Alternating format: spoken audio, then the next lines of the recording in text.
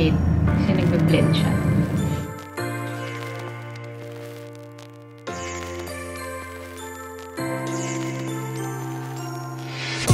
Hi! Good morning! So, today is Friday. So, March 10. So, today, ang gagawin natin is I'll make a first impression, a demo, and review na rin on this L'Oreal Infallible Total Cover 24-Hour Foundation. So, ang shade na kinuha ko is 303. This is nude beige. So, ang nakalagay dito is, if you can see, meron siya nakalagay there na yung finish niya is natural. So, wears up to 24 hours.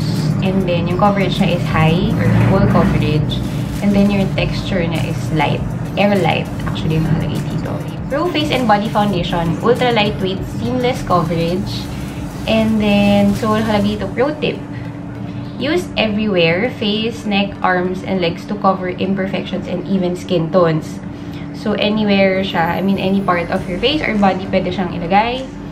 And there, so hopefully tama yung shade ko kasi never pa ako nakapag-swatch nito. And nag-google lang ako ng swatches, yung Infallible Cover swatches. So, yun lang ako nag-base. So, hopefully yellow undertone siya and match siya sa skin tone ko. Nakapag-apply na ako ng moisturizer in this MAC Prep and Prime na essential oil. So, ayoko isugal yung skin ko na mag-breakout or something na walang oil.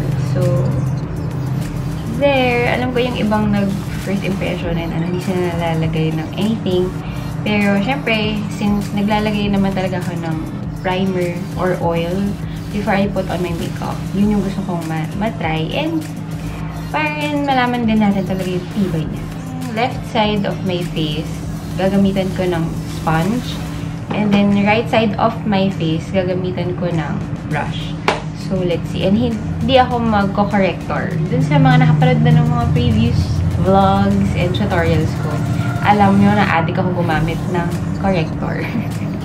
Pero for this one, para malaman natin, hindi tayo gagamit ng corrector. So, ayan siya. Oh, in fairness, mukhang okay naman yung shade. Kasi nagbe-blend siya. Plastic siya. And squeeze bottle. Mas okay na to kaysa yung parang Marc Jacobs na walang dropper, walang pump, or whatever. So, at least, ito, madaling makontrol yung product. There. So, hindi ko alam kung gano'ng kadami muna. So, ganyan muna. Try natin. So, there. So, this side, gagamitan natin ng sponge. Oops. Masyado siyang, parang hindi siya kumakapit. Sa sponge. Masyado siyang malapot. Parang medyo dark siya. Pero, tingnan natin. Okay naman. Okay naman sa camera. Pero parang sa mirror. Ay, okay naman actually. So, there. So, as you can see, so, medyo natakpan naman yung aking dark circles. Ayan. In fairness, parang natural looking yung shade niya, ha? Ang medyo na, ano lang ako, parang hindi siya ugma sa sponge. Parang kakainin lang siya ng sponge.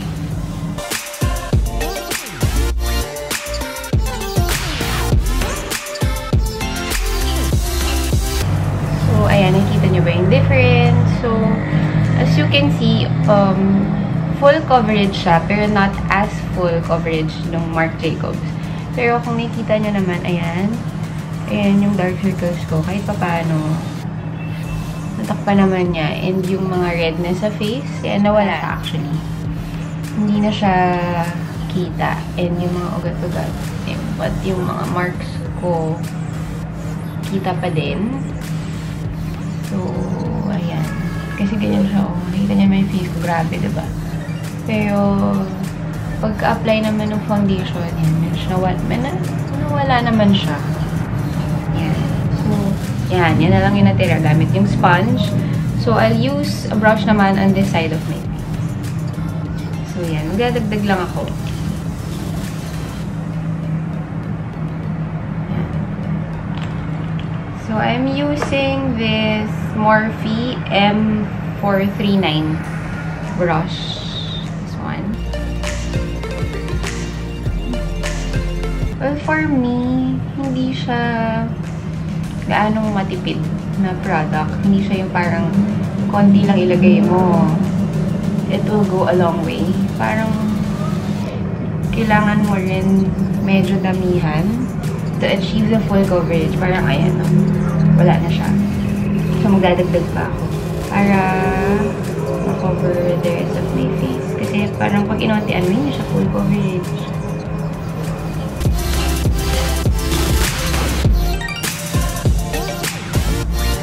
So, mas tipid if gagamit ka ng brush. Mas onti yung nakonsume na product kaysa sa beauty blender. So, siguro, you can use a brush first para tipid yung paglagay. And then, if gusto mong i-blend out, you can just use a sponge or yung beauty blender if you have. Or this Real Techniques na sponge, Miracle Complexion sponge.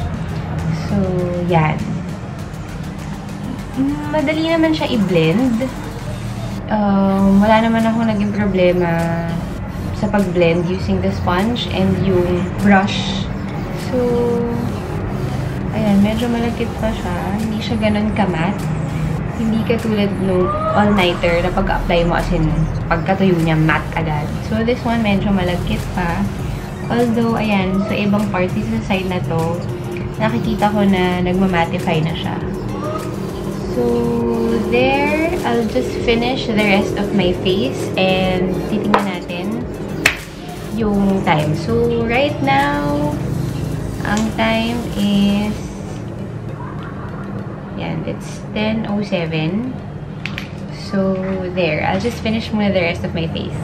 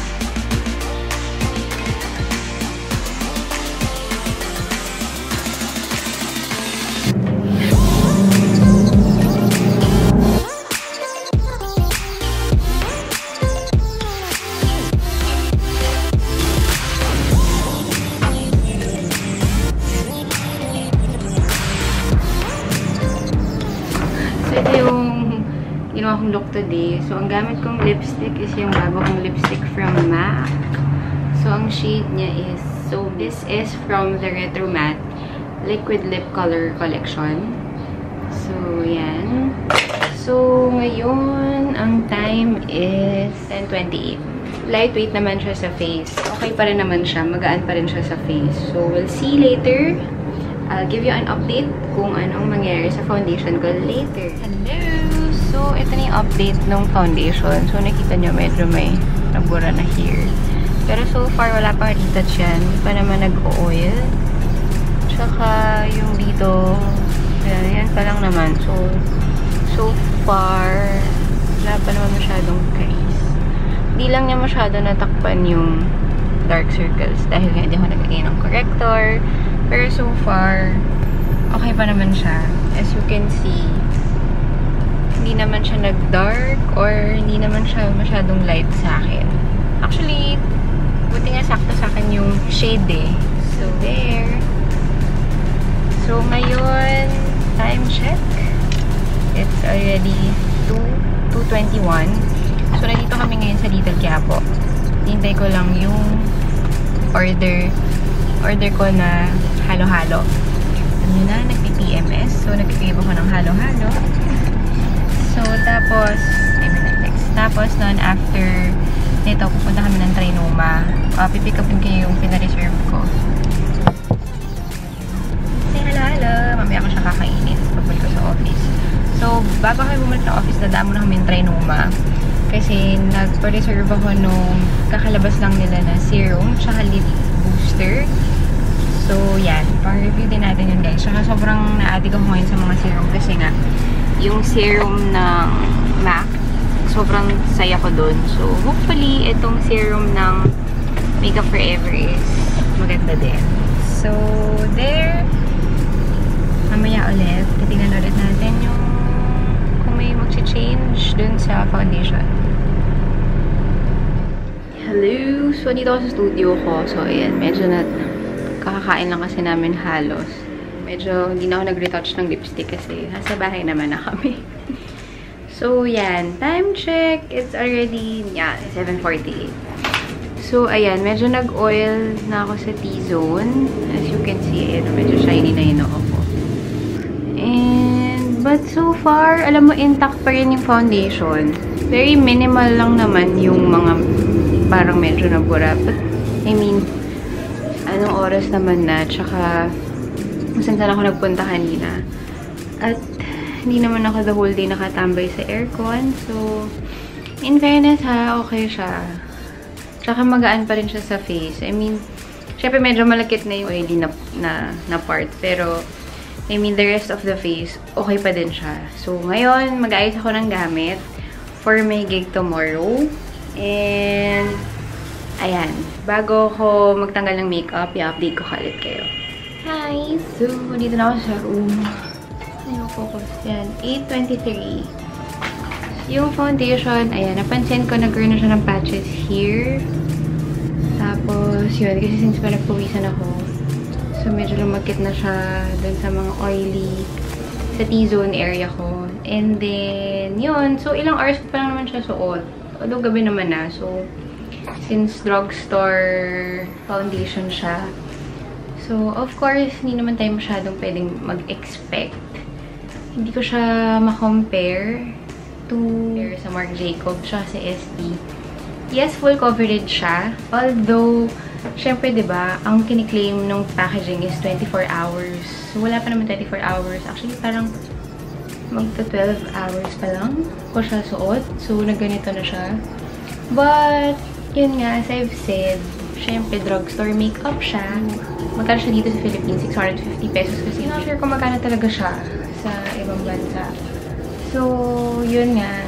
Syempre, diba, I mean, if you compare 650 pesos to almost 3,000 pesos, medyo price pa lang. Medyo malayo na. Pero, alam mo yun, may laban siya.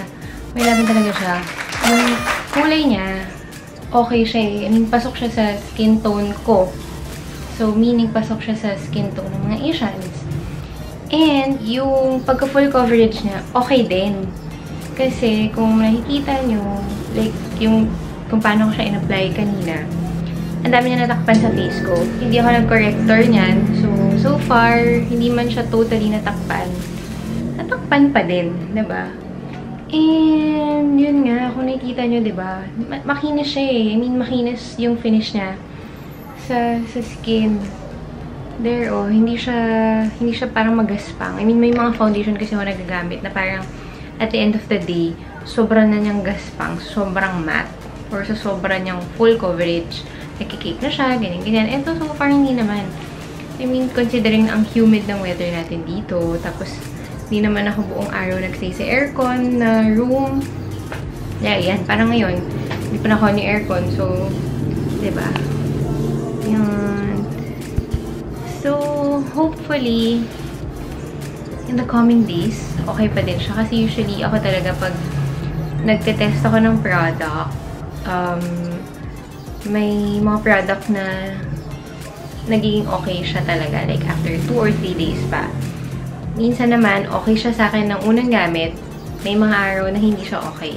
So, syempre, diba, depende yun sa weather, depende yun sa skin type natin on that day. Especially, tayo sa hormones natin, mga girls. Diba, like, pag nag-PMS, diba, mga ganun. Depende rin yun eh. So there, I hope nakatulong tong video na to. If you want to try the Infallible Total Cover, I mean, I can say na it's worth the try. Sulit yung 650 pesos naman na binili ko. Kasi magagamit ko siya talaga. Kasi diba, nakakapanghinayang gamitin yung mga high-end ko na foundation like for everyday. So there. So at least, meron na akong pang daily na full coverage na ganito yung performance. Kasi yung isang Infallible ko na foundation, hindi ko masyadong nagustuhan yung performance na throughout the day. As in, parang tanghali pa lang, may mga patches na dito, tapos nabuburgan na sa ibang parts of the face. So, itong Total Cover, okay siya. Okay siya talaga. So, yun yung mga okay. Ang hindi ko lang gusto is yung kung paano siya i-apply. So, kasi sanay ako na gumamit ng sponge, yung Real Techniques na sponge. Parang hindi siya matipid gamitin. Kumbaga, kailangan mo ng maraming product para ma-achieve yung full coverage. And like, syempre, with the other full coverage foundation, konting-konti lang. Talagang mapu-full coverage mo na siya. With this one, kailangan mo talaga siyang damihan. Siya kapag ginamit mo yung sponge sa pag-apply, i-absorb talaga siya ng sponge or parang basta hindi siya ganun kadaling i-apply. So, with the brush naman, sobrang okay. Mas tipid actually yung brush na gamitin. So, if sanay ka gumamit ng sponge, i-brush mo muna. And then, you blend it na lang with the sponge or with the blender. Para mas mag-blend siya sa neck or sa ibang parts of the face. So, yun. So, that's it for today's video. Thank you so much for watching. Sana nakatulong sa inyo tong video na to, guys. So, there. See you again on my next video. Don't forget to like, comment, and subscribe, guys. Bye! Good night!